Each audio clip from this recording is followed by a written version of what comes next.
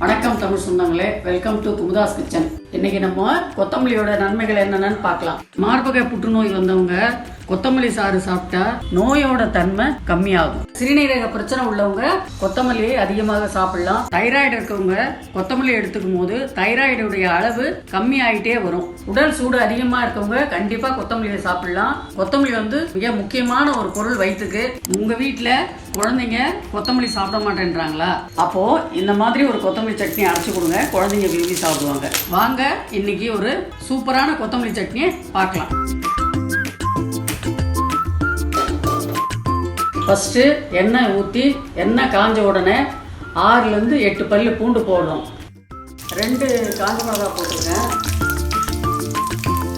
ஒரு 4 தேங்காய் பத்தை பொடியாக நறுக்கி போடுங்க. அதை நல்லா வதக்கும் போது கொத்தமல்லியை சேர்த்து அதோட போடுங்க. கொத்தமல்லியை ரொம்ப வதக்க விடாதீங்க. கொஞ்சம் பச்சை பதம் இருக்கும் போதே எடுத்துருங்க. கேஸ் ஆஃப் பண்ணிவிட்டு கொத்தமல்லியை மிக்ஸி ஜாருக்கு மாற்றிக்கலாம். இப்போ நம்ம கொத்தமல்லி சட்னி அரைக்க போகிறோம். பொட்டுக்கடலை போடுறோம். இப்போ கொஞ்சமாக உப்பு போடணும். இப்போ நம்ம கொத்தமல்லியை மிக்சியில் போட்டு அரைச்சிடலாம்.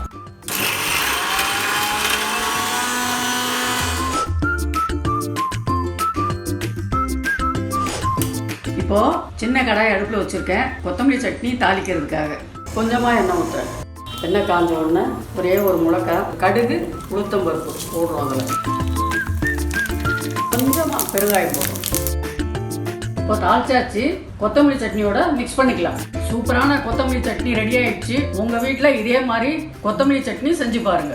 இந்த சட்னியை இட்லி, தோசை, பொங்கல் கூட சேர்த்து சாப்பிடலாம். கொத்தமல்லி சட்னியை சீதள உடம்புக்காரங்க மழை காலத்துல தவிர்த்துடுது. அதே மாதிரி குழந்தைங்களுக்கும் சளி பிடிச்சிருந்தா கொத்தமல்லி சட்னியை கொடுக்காதீங்க. இந்த வீடியோ உங்களுக்கு பிடிச்சிருந்தா லைக் பண்ணுங்க, ஷேர் பண்ணுங்க, சப்ஸ்கிரைப் பண்ணுங்க.